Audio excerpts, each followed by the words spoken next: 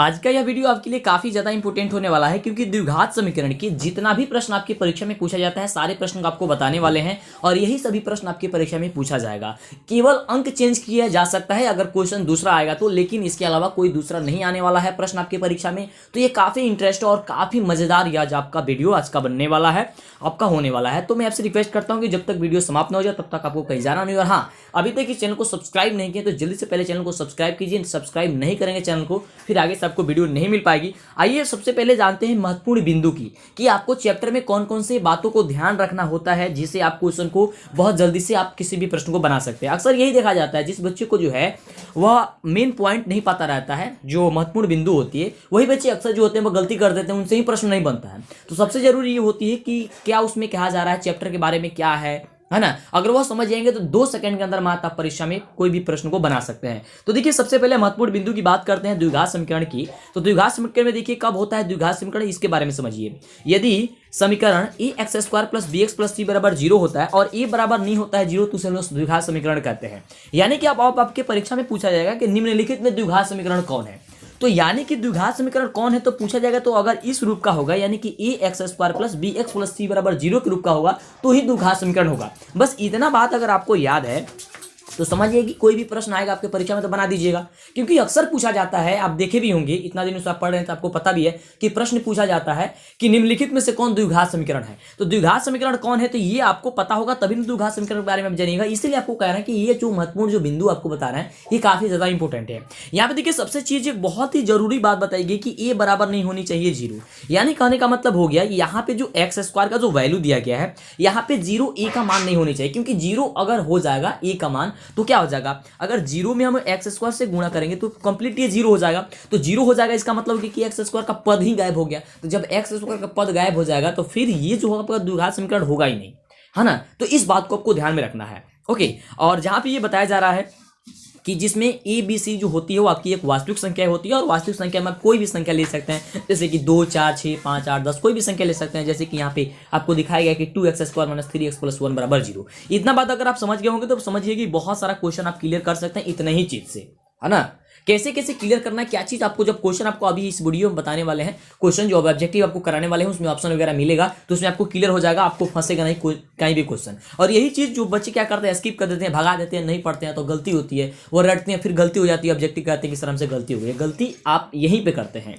चलिए अगला चीज देखिए, यहाँ पे क्या जा रहा है द्विघात समीकरण के मूल। अब देखिए द्विघात समीकरण के मूल के बारे में यदि हम पढ़ा जाता है, यदि कहा जाए तो एक वास्तविक संख्या ए को द्विघात समीकरण का मूल कहा जाता है यदि ax² + bx + c = 0 होता है तब। अब द्विघात समीकरणों की जो मूलों की संख्या होती है वो कितनी होती है तो देखिए एक द्विघात समीकरणों की मूलों की संख्या 2 होती है। अब देखिए ये सबसे ज्यादा बात पूछा जाता है कि निम्नलिखित में से द्विघात समीकरणों की मूल कितनी होती है तो 2 होती है। कौन कौन होती है, एक अल्फा होती है, एक बीटा होती है। बस यहाँ से देखिए अब कोई को क्वेश्चन बनेगा, देखिए कैसे बनेगा क्वेश्चन, अभी आपको जब क्वेश्चन कराने वाला है तब आपको पता चल जाएगा। तो बस आपको यही याद रखना है कि द्विघात समीकरण के मूलों की संख्या कितनी होती है तो 2 होती है। आगे बात करते हैं, देखिए द्विघात समीकरण को हल करने की विधियां, और अक्सर ये पूछा जाता है कि द्विघात समीकरण को हल करने की कितनी विधियां होती है। तो देखिए यहाँ पे इसलिए आपको बता दे रहे हैं, देखिए द्विघात समीकरण को हल करने की जो विधियां होती है वो विधि आपकी होती है 3। पहला होती है गुणनखंड द्वारा, पूर्ण वर्ग विधि द्वारा, एक होता है द्विघात फॉर्मूला के द्वारा। ये सारी विधियां होती है, मतलब 3 विधि होती है। तो आपके परीक्षा में पूछा जाएगा कि द्विघात समीकरण हल करने की कितनी विधियां है तो आप टिक कर दीजिएगा 3 विधियां हैं। वैसे तो आपको अभी ऑब्जेक्टिव हम कराने ही वाले हैं।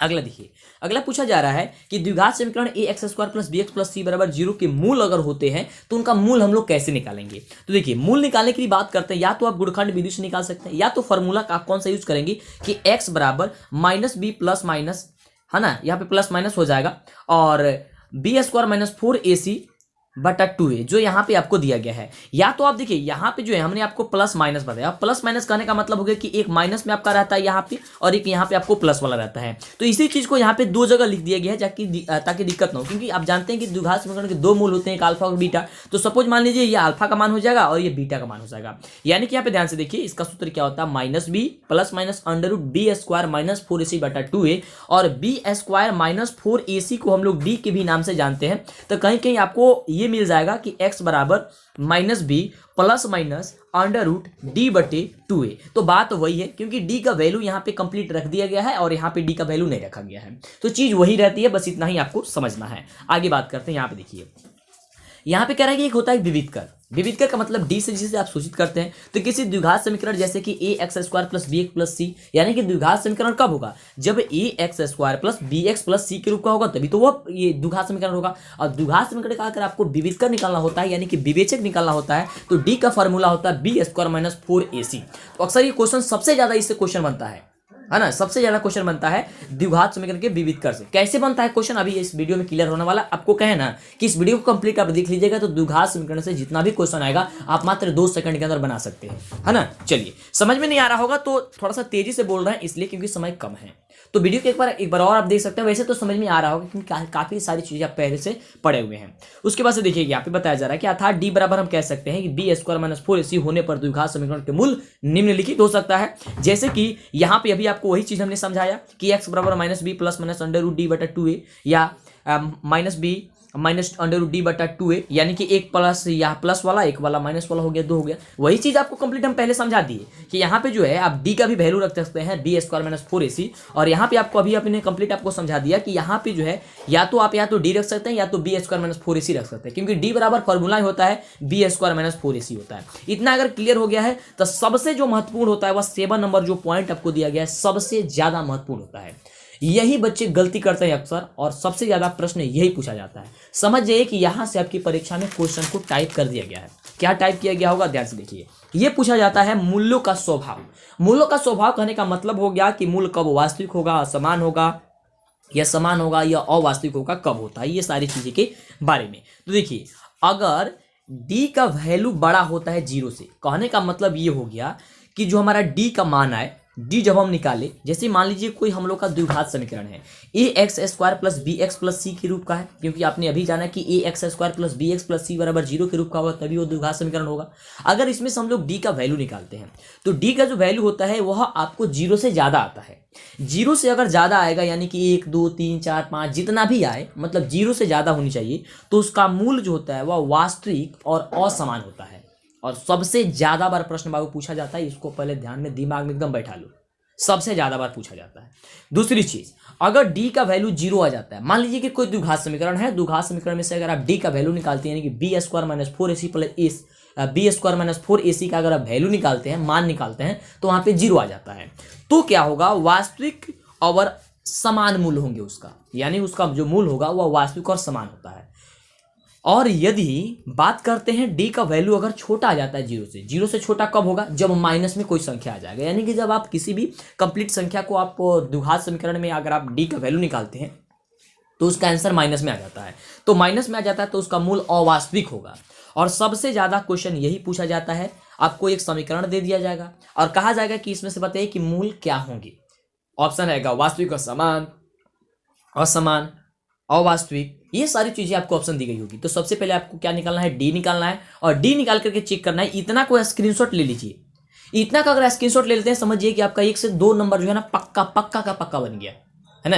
अब आइए हम क्वेश्चन को शुरू करते हैं और देखते हैं कि क्वेश्चन क्या कह रहा है। और जितना भी क्वेश्चन बता रहे हैं वही सभी प्रश्न आपकी परीक्षा में पूछा जाएगा। तो अभी तक इस चैनल को सब्सक्राइब नहीं किए तो फटाफट कीजिए, सोच क्या रहा है। और लगातार जितना भी क्लास नहीं देखे हैं सारी लगातार क्लास देखिए। फिर मिलते हैं आपसे नेक्स्ट वीडियो में इसी तरह की कमाल की वीडियो में। और आप हमारे ऐप को इंस्टॉल नहीं किए हो तो पहले ऐप को इंस्टॉल कीजिए, जाइए प्ले स्टोर पे और DLS एजुकेशन सर्च कीजिए या फिर मंटू सर सर्च कीजिए, आपको ऐप हमारा मिल जाएगा। ये देखते हैं पहला क्वेश्चन क्या कह रहा है। तो सबसे पहला नंबर प्रश्न है, एक द्विघात समीकरण का घात होगा। आपको बताना है कि एक द्विघात समीकरण का घात क्या होगा। अगर आपको पता है तो जवाब बताइए और नहीं पता है तो ध्यानपूर्वक शांति से बैठ करके देखिए। आपको एक एक प्रश्न का उत्तर हम आपको बहुत ही बढ़िया से समझा देंगे, बता देंगे, जिससे आप परीक्षा में बहुत ही बढ़िया कर सकते हैं।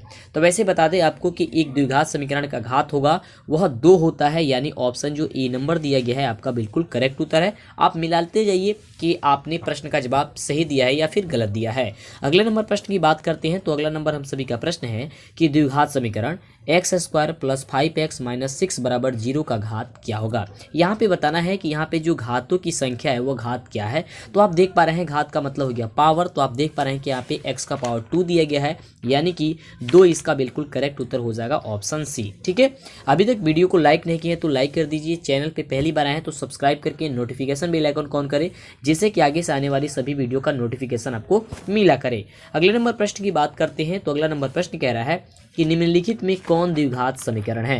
निम्नलिखित में कौन द्विघात समीकरण है? तो द्विघात समीकरण किस रूप का होता है आपको पता है, उसका व्यापक रूप क्या होता है? ax² plus bx plus c बराबर 0 के रूप का होता है। अगर इस रूप का होगा तो उसका हम कह सकते हैं कि वह एक क्या है, वह एक द्विघात समीकरण है। तो आप देख पा रहे हैं कि ऑप्शन नंबर बी में जो दिया गया है आपको ax², ये प्लस की जगह माइनस है, उससे कुछ लेना देना नहीं है। वो प्लस की जगह माइनस हो या प्लस हो, उससे कुछ लेना देना नहीं है। बस ये ax² minus bx plus c के रूप का होने चाहिए, यानी कि ऑप्शन जो बी नंबर दिया गया है वो आपका बिल्कुल करेक्ट उत्तर है।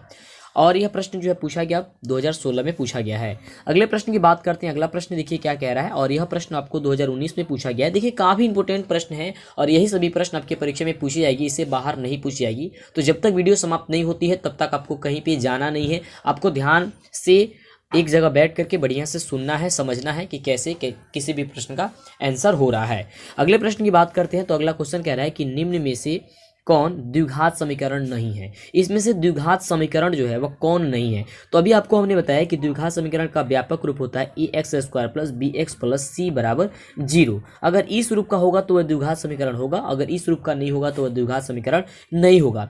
तो यहाँ पे आप देख पा रहे हैं जो ऑप्शन जो आपका डी दिया गया है, डी नंबर, ये आपका द्विघात समीकरण नहीं होगा, क्योंकि द्विघात समीकरण में ax² होता है। लेकिन जब इसे आप सॉल्व कीजिएगा, यानी कि भिन्न का जब इसे जोड़ कीजिएगा, तो यह ax² के रूप में नहीं आएगा, यानी कि घात इसका x का घात आपको 2 बार ही होना चाहिए, लेकिन ऐसा नहीं आएगा, इसलिए यह नहीं है। तो ऑप्शन क्या हो जाएगा? डी नंबर हो जाएगा।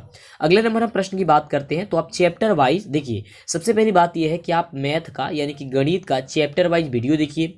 वास्तविक संख्या से लेकर के और परियकता तक जितने भी चैप्टर है, सारी चैप्टर का हम वीडियो आपको बना करके दे देते हैं। आप एक एक करके, नीचे डिस्क्रिप्शन में उसका लिंक भी है, या वीडियो के प्लेलिस्ट में जाकर के गणित वाला वीडियो सारी देख लीजिए।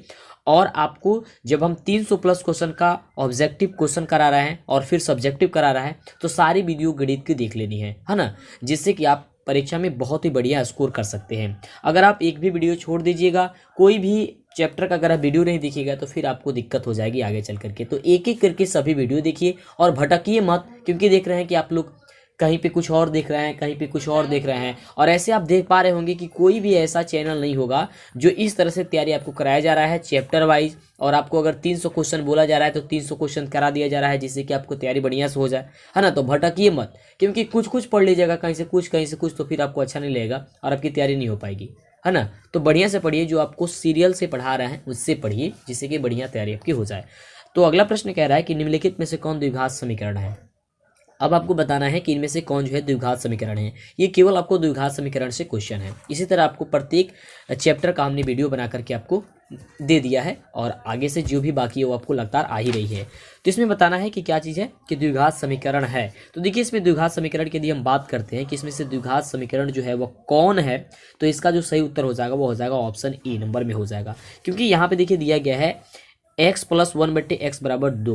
तो यहाँ पे देखिए भिन्न का जब जोड़ कीजिएगा तो क्या हो जाएगा x, और यहाँ पे जब यहाँ 1 में जब गुणा कीजिएगा x से तो x बचेगा, और x में x से गुणा कीजिएगा हो जाएगा x² आ जाएगा, आप प्लस x जो है तो कट जाएगा तो बचेगा 1, यानी कि ऊपर आ जाएगा 1, बराबर हो जाएगा यहाँ पे 2। और जब ये तिर्यक गुणा कीजिएगा तो क्या हो जाएगा, x में 1 से कीजिएगा तो x² हो जाएगा, प्लस और फिर 1 में 1 से कीजिएगा तो 1 हो जाएगा, और बराबर क्या हो जाएगा 2x हो जाएगा, है ना। तो देखिए यह किस रूप के आ गया, ax² के रूप में आ गया कि नहीं आ गया, और इसको जब पक्षांतरित कर दिएगा तो बराबर 0 के रूप में भी आ जाएगा। तो यानी कि यह किस रूप का आ जाएगा, ax² plus bx plus c के रूप का आ जाएगा, इसलिए। और यहाँ पे माइनस प्लस से कुछ मतलब नहीं है, अभी आपको हमने समझाया। यहाँ पे ax² plus bx plus c के रूप में अगर आ जाएगा तो क्या हो जाएगा, द्विघात समीकरण हो जाएगा, यानी कि ऑप्शन क्या हो जाएगा इसका, ऑप्शन ए नंबर हो जाएगा। अगला नंबर क्वेश्चन की बात करते हैं तो अगला क्वेश्चन देखिए कह रहा है, और 2016 में पूछा गया है और बोर्ड मॉडल है, मतलब कि काफ़ी इंपॉर्टेंट क्वेश्चन है। देखिए कह रहा है क्वेश्चन कि द्विघात समीकरण के विवेचक शून्य के बराबर हो तो मूल होंगे। देखिए अगर विवेचक क्या हो, शून्य के बराबर हो, कहने का मतलब हो गया कि जो डी होता है ना, डी शून्य के बराबर है, यानी कि डी बराबर अगर शून्य होता है, डी बराबर अगर 0 होता है तो मूल उसका जो होगा वो मूल क्या होगा। आपको हमने बताया है, पहले भी बता दिया है कई बार, कि क्या होता है, वैसे आप ध्यान से सुन लीजिए और समझ लीजिए कि अगर देखिए अगर डी बराबर अगर जीरो रहता है ना, तो वास्तविक और समान होता है। क्या होता है? वास्तविक और समान होता है, यानी ऑप्शन क्या हो जाएगा? बी नंबर हो जाएगा। कब? जब डी बराबर जीरो हो तब, याद करके रखिएगा, वास्तविक और समान होगा। अगले हम प्रश्न की बात करते हैं। तो अगला प्रश्न हम सभी का है कि किसी द्विघात समीकरण के विवेचक का मान शून्य से बड़ा होने पर दोनों मूल होंगे। देखिए एक एक करके सभी क्वेश्चन ला के दे रहे हैं जिससे कि दिक्कत ना हो, क्योंकि जब चैप्टर वाइज है तो सारी क्वेश्चन आपको बढ़िया से पढ़ना होगा। और देखिए 2013 में भी पूछा गया था। क्वेश्चन क्या कह रहा है कि किसी द्विघात समीकरण के विवेचक का मान जो है वो क्या हो? शून्य से बड़ा हो। शून्य से बड़ा हो यानी कि डी का वैल्यू क्या हो जाए? बड़ा हो जाए। किससे? जीरो से। और ये इस तरह लिख रहे हैं, या ऐसे लिखने का क्या मतलब होता है? मतलब जिधर मुंह खुला रहता है ना वह बड़ा रहता है। तो अगर बड़ा होगा, बड़ा डी का मान बड़ा होगा जीरो से, मतलब प्लस में आ जाए, जीरो से बड़ा हो जाएगा, तो उसका जो मूल होगा तब मूल उसका क्या होगा ये आपको बतानी है। तो देखिए उस पीरियड में माने कि उस स्थिति में क्या होती है कि मूल जो होता है वह वास्तविक और भिन्न होता है। क्या होता है? मूल वास्तविक और भिन्न होता है, यानी कि ऑप्शन आपका ए नंबर हो जाएगा। ठीक है, चलिए अगले नंबर प्रश्न की बात करते हैं। अगला नंबर हम सभी का प्रश्न जो है वह प्रश्न कह रहा है कि समीकरण a x square plus B x plus c, जो कि द्विघात समीकरण है, कि मूल वास्तविक होंगे यदि, मतलब कि वास्तविक कब होगा? A x square plus B x plus c बराबर जीरो के मूल जो होंगे वह वास्तविक कब होगा? ये चार ऑप्शन आपको दिया गया है। तो ध्यान से समझ करके देखिए, बढ़िया से समझ करके इसका उत्तर देखिए। देखिए तो यदि समीकरण में a x square plus B x plus c के मूल अगर वास्तविक होंगे, वास्तविक तब होंगे जब विविध कर, यानी कि डी का वैल्यू, और डी बराबर क्या होता है? B square minus four a सी होता है ना। डी स्क्वायर, डी बराबर क्या होता है? B square minus four a c. तो डी की जगह ये इसका वैल्यू रख दिया गया हर जगह, B square minus four a सी, इस तरह का वैल्यू आपको रख दिया गया है। तो इसमें से सही उत्तर देखिए क्या होगा। तो इसमें से सही उत्तर हो जाएगा ऑप्शन आपका सी नंबर, कि B square minus four a सी। लेकिन ये डी का जो वैल्यू होनी चाहिए क्या होना चाहिए? वो बड़ा होना चाहिए, बराबर होना चाहिए किसके? जीरो के। जब डी का वैल्यू यानी कि B square minus four a सी का मान अगर जीरो से बड़ा या बराबर होगा तो वह क्या होगा? मूल वास्तविक होगा। ये याद करके बात आप रखिएगा। या तो आपकी परीक्षा में कहीं केवल डी दे सकता है, तो डी कहेगा तभी यही मतलब है। अगर डी नहीं कहता है, अगर ये पूरा दे देता है तो भी यही मतलब है। मतलब डी बराबर फॉर्मूला ही होता है B square minus four a सी, है ना। तो ध्यान से समझ करके जवाब देनी है। देखिए यहाँ पे डी के बदले इसको B square minus four a सी लिख दिया गया है। बार बार ये चीज़ को हम बता रहे हैं, इसको ध्यान में रखिएगा। अगर कहीं आपके ऑप्शन में परीक्षा में जाएं तो ये B square minus four a सी की जगह केवल डी दे दी तो भी आपको ध्यान देनी है कि डी का मान अगर बड़ा या बराबर होगा जीरो से तो ही मूल वास्तविक होंगे। चलिए अगले प्रश्न की बात करते हैं। देखिए अगला प्रश्न में भी ऐसे ही पूछ दिया गया। अगला प्रश्न कह रहा है कि समीकरण a x square plus B x plus c बराबर जीरो की मूल वास्तविक और भिन्न होंगे यदि। अब देखिए कह रहा है वास्तविक और भिन्न कब होंगे? वास्तविक तो अभी हमने जाना, वास्तविक कब होता है? जब डी का वैल्यू जो होता है क्या होता है? बड़ा या बराबर होता है किसकी? जीरो की। लेकिन इसमें कह रहा है कि भिन्न होनी चाहिए। तो भिन्न जब होगी तो कब होगी ये आपको बताना है, वास्तविक और भिन्न। तो इसका सही उत्तर जो होगा वह क्या हो जाएगा? तो ऑप्शन बी नंबर हो जाएगा कि केवल डी का वैल्यू क्या होनी चाहिए? बड़ी होनी चाहिए। और डी की जगह केवल अगर b square minus four a सी दे दिया होता तो भी वही होता, क्योंकि डी के बदले या तो B square minus four a सी दे दे या डी दे दे, तो बात वही है। तो क्या हो जाएगा? ऑप्शन बी नंबर हो जाएगा। ठीक है, चलते हैं अगले नंबर क्वेश्चन की ओर।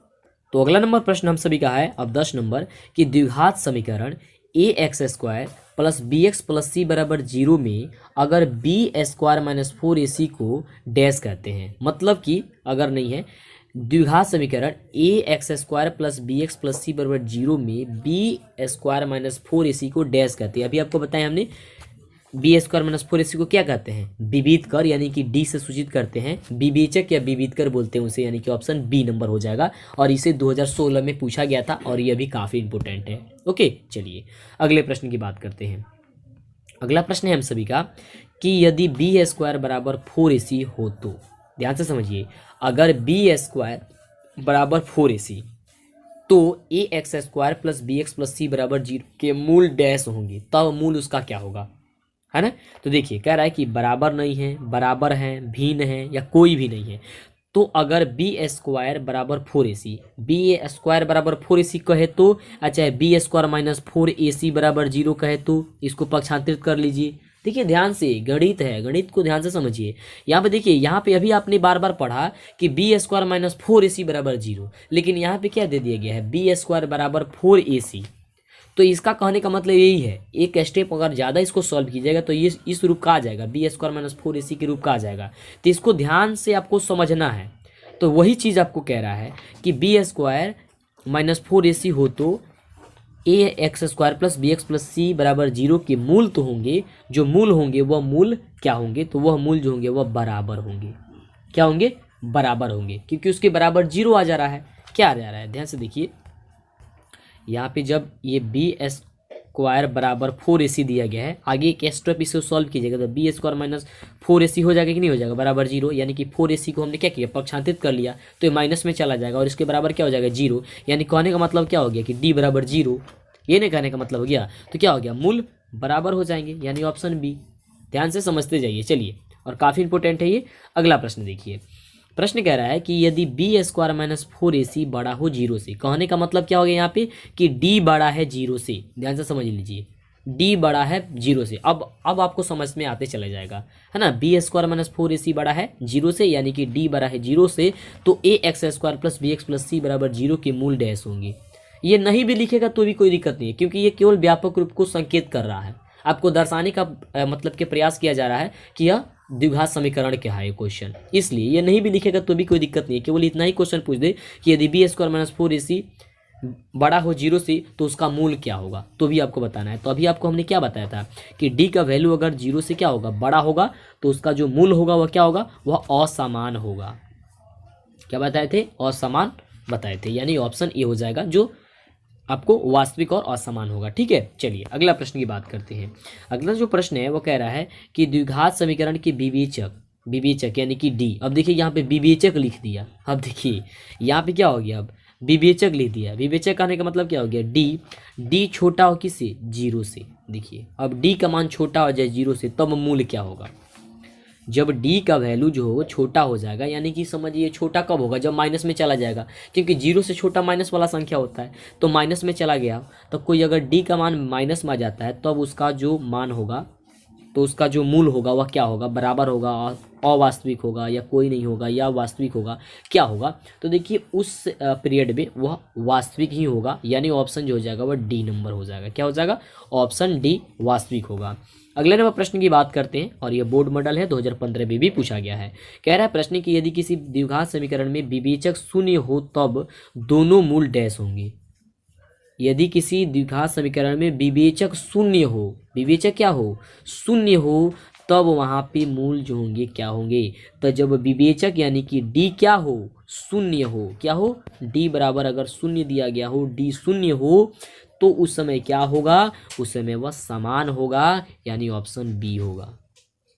इस लाइन को बढ़िया से समझते जाइए, मतलब कि जो भी आपको हम बता रहे हैं वो ध्यानपूर्वक, एक बार में नहीं समझ में आ रहा है तो 2 बार 3 बार देखिए, लेकिन बढ़िया से समझ लीजिए। चलिए अगला प्रश्न क्या कह रहा है, ये आपको जैसे भी रटना है वगैरह कुछ भी करना है कर लीजिए, क्योंकि परीक्षा में अगर आ गया तो समझ जाइए। चलिए अगला प्रश्न है, ये 2019 में पूछा जा चुका है। प्रश्न कह रहा है कि यदि द्विघात समीकरण B x square plus a x plus c बराबर 0 की मूल समान है तो क्या होगा। देखिए यहाँ पे कह रहा है कि B square plus c b x square plus a x plus c बराबर 0 के मूल समान है, तब क्या होगा, बी स्क्वायर माइनस 4ac, या ए स्क्वायर माइनस 4ac, या सी स्क्वायर माइनस 4ab, या ए स्क्वायर माइनस 4bc बराबर 0, मतलब सब में बराबर 0 है। क्या होगा इसमें से आप बताइए। तो देखिए आपको हमने बताया था कि ए एक्स स्क्वायर होता है, लेकिन यहाँ पे क्या दे दिया गया है, बी एक्स स्क्वायर कर दिया है, और ए का वैल्यू बीच में रख दिया है। यानी कि जब हम लोग कह रहे थे ए एक्स स्क्वायर, ध्यान से समझते जाइए, जब आपको हम बता रहे थे कि a x square plus B x plus c बराबर 0 होता है, तो क्या होता है उसका डी मूल क्या होता है, उसका मूल होता है यही ना कि बी स्क्वायर माइनस 4ac, जब ए रहता है पहले तब, लेकिन इसमें बी आ गया है पहले, तो हम भी चेंज कर देंगे, यानी कि b के जगह a लिख देंगे तो हो जाएगा a स्क्वायर माइनस 4,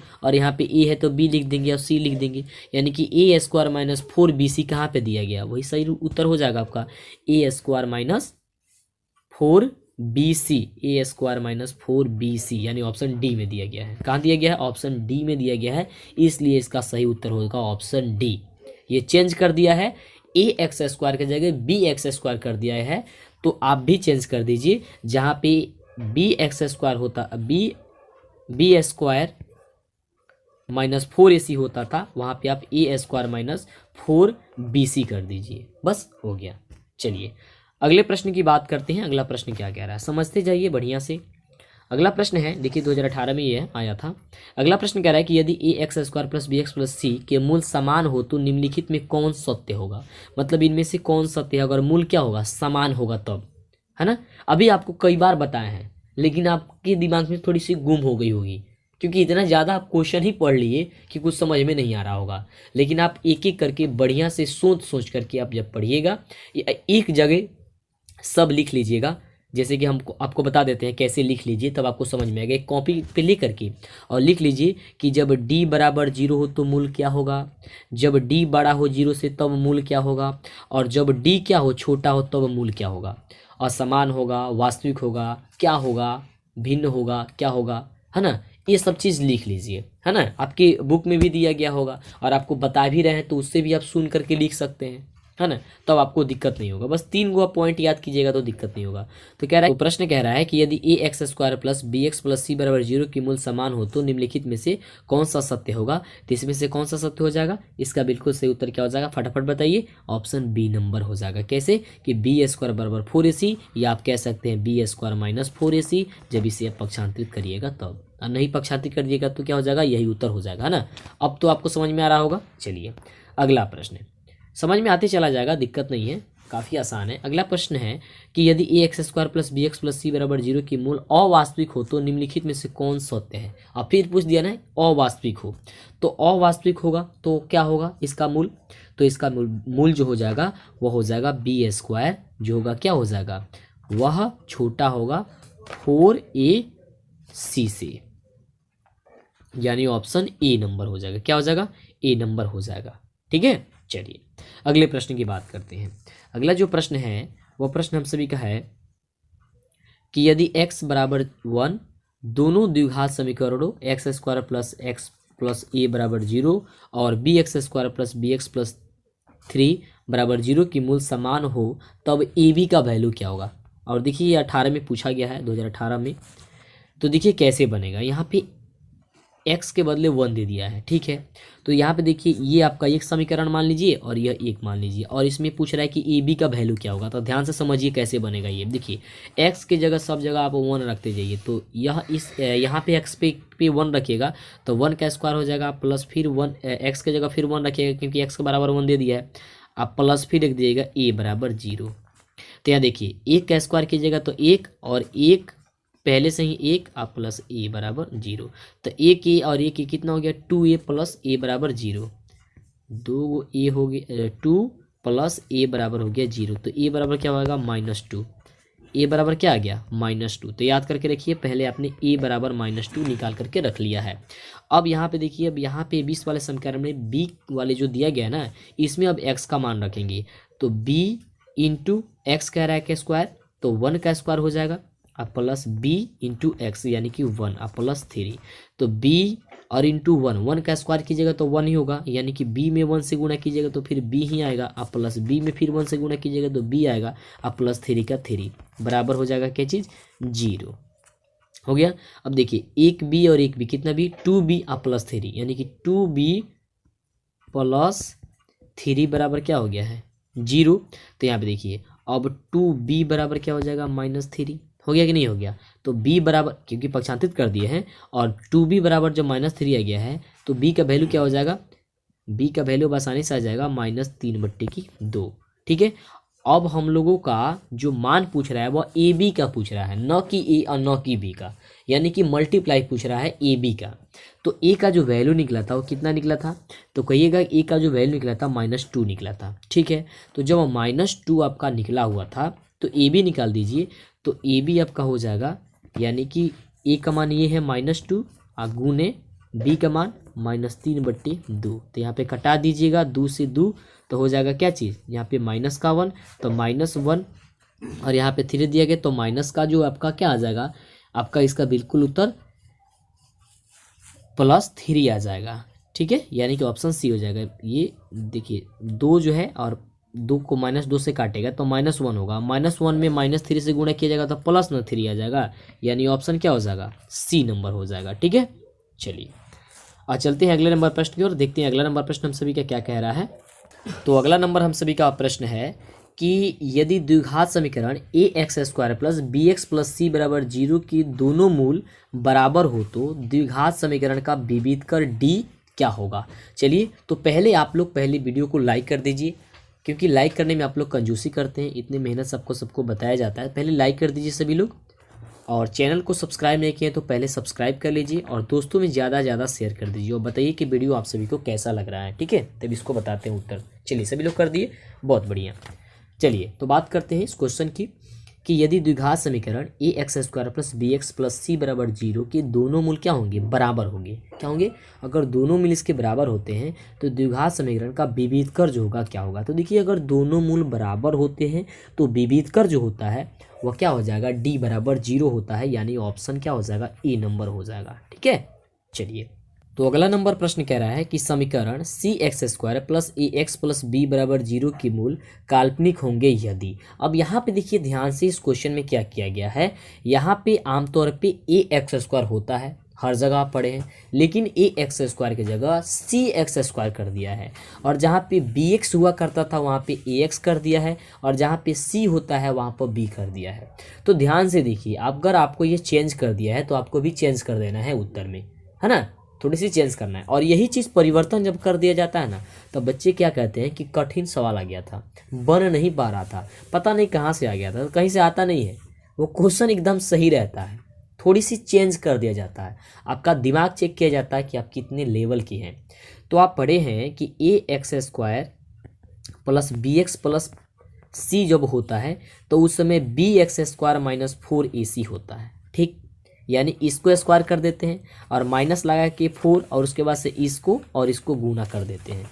तो उसी प्रकार इसमें भी करना है। तो सबसे पहले आपको क्या करना है, बीच वाले को स्क्वायर कर देना है, तो कर दिए a² माइनस लगा दिए 4 लगा दिए, उसके बाद से क्या, इसको गुना कर देंगे, यानी कि c और गुणे फिर लगा देंगे b, यानी क्या हो जाएगा a² माइनस 4bc या cb, बात वही है ना। तो bc यानी कि यहाँ पे देख रहे हैं कि a² माइनस 4bc हो जाएगा, और यह क्या हो जाएगा, छोटा हो जाएगा 0 से, तो तब मूल क्या होंगे, काल्पनिक होंगे। इसलिए इसका बिल्कुल सही उत्तर क्या हो जाएगा, ऑप्शन जो है वह सी नंबर ही होगा। ठीक है, अब ऐसा ये किस लिए लगा, ये आप इसे कह सकते हैं डी, इतने को आप कह सकते हैं डी, और डी छोटा होगा कब, 0 से। अगर 0 से अगर डी छोटा रहता है तो मूल क्या होता है, काल्पनिक होता है ना, क्या होता है, काल्पनिक होता है। इसे आप याद करके रखिएगा।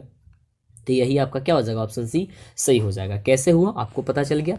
चलिए, अगला प्रश्न अब कह रहा है कि समीकरण ax² plus bx plus c बराबर 0 का विवेचक क्या होगा। काफ़ी आसान क्वेश्चन है। कह रहा है कि ax² plus bx plus c बराबर 0 के विवेचक क्या होगा। तो अभी आपको बताया कि बीच वाले का स्क्वायर कर दीजिए, यानी कि b² और माइनस 4 गुणे पहले वाला को गुणा कर दीजिए a और गुणे c, और इसे याद भी करके रखे थे आप कि b² माइनस 4ac होता है। तो देखिए b² माइनस 4ac कहाँ है, तो ऑप्शन सी में है, तो इस हो जाएगा ऑप्शन सी। कितना आसान है। चलिए अगले प्रश्न की, तो अगर बढ़िया से समझते जाइएगा तो दिक्कत नहीं होगा। अगला प्रश्न कह रहा है कि bx² plus bx plus c बराबर 0 का विवेचक देखिए क्या होगा। अब यहाँ पे देखिए क्या कर दिया है कि दो जगह b कर दिया है। तो जब 2 जगह b कर दिया तो आपको कुछ टेंशन लेने नहीं है, आपको भी कर देना है। तो बीच वाला का स्क्वायर यानी कि b² और माइनस तो माइनस 4 तो 4, और फिर इसको b और गुणे क्या चीज़ c, यानी कि b² माइनस 4bc। तो देखिए b² माइनस 4bc जो है वह कहाँ पे दिया गया है, तो ऑप्शन क्या पे दिया गया, सी नंबर में दिया गया, तो सी नंबर हो जाएगा बी स्क्वायर माइनस 4bc, यानी कि ऑप्शन सी आपका क्या हो जाएगा, बिल्कुल करेक्ट उत्तर हो जाएगा। ठीक है, चलिए अगले प्रश्न की बात करते हैं। तो अगला देखिए प्रश्न कह रहा है, और 2017 में पूछा गया था कि द्विघात समीकरण 2x square minus 4x plus 3 बराबर 0 का विवेचक जो होगा क्या होगा, यानी कि डी का वैल्यू क्या होगा। डी कहने का मतलब क्या हो गया कि बी स्क्वायर माइनस 4ac का वैल्यू क्या होगा, तो बी स्क्वायर यानी कि -4 का स्क्वायर, और माइनस माइनस पहले ही से है तो यहाँ पे 4 का स्क्वायर आप कर दीजिए। ठीक है, -4 गुणे a गुणे c यानी कि 2 गुणे 3 है ना, तो 4 चौका 16 और माइनस 4 दूनी 8 और 8 त्रिका 24, तो क्या हो गया 16 और -24 है तो क्या बचेगा, माइनस का 8 बच जाएगा। 16 प्लस में है और -24 माइनस में है, तो 16 प्लस जो है ख़त्म हो जाएगा और 24 में से तो क्या हो जाएगा, माइनस का 8 बचेगा, तो माइनस का 8 क्या हो जाएगा, आपका आंसर हो जाएगा।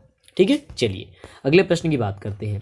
तो अगला प्रश्न हम सभी का है कि द्विघात समीकरण 3x square minus 2x plus 1/3 बराबर 0 की विवेचक का मान जो होगा क्या होगा, यानी कि डी का मान फिर यहाँ पे पूछ रहा है, यानी कि बी स्क्वायर, यानी कि यहाँ पे कह रहा है -2 का स्क्वायर। ठीक है, तो -2 का स्क्वायर क्या होगा, 4 होगा।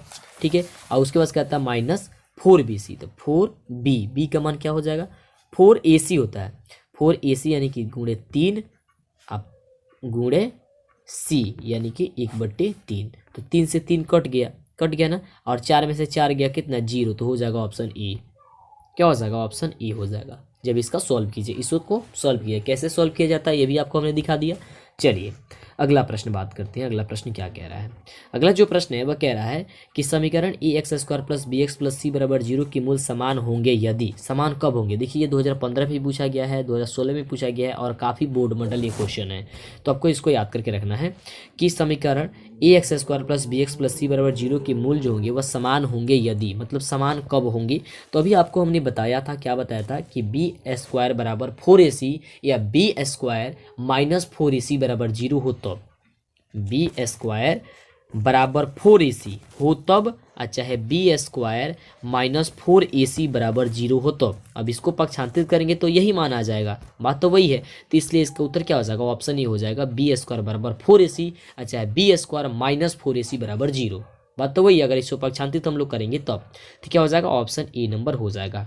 तो वीडियो काफ़ी लंबा ना हो इसके लिए बस इतना ही, और इसी तरह का वीडियो पाने के लिए अभी तक हमारे इस चैनल को सब्सक्राइब नहीं किए तो कर लीजिए, क्योंकि जब तक चैनल को सब्सक्राइब नहीं करेंगे तब तक इतनी बढ़िया कमाल की वीडियो नहीं मिल पाएगी और आपकी तैयारी बढ़िया से नहीं हो पाएगी। तो पहले चैनल को सब्सक्राइब कर लीजिए, नहीं किए हैं तो, और जितना ज़्यादा हो सकता है अपने दोस्तों में शेयर कीजिए और बताइए कि यह वीडियो कैसा लगा हुआ है, जिससे कि हमारा मनोबल बढ़े और हम आपके लिए अच्छे से काम कर सके।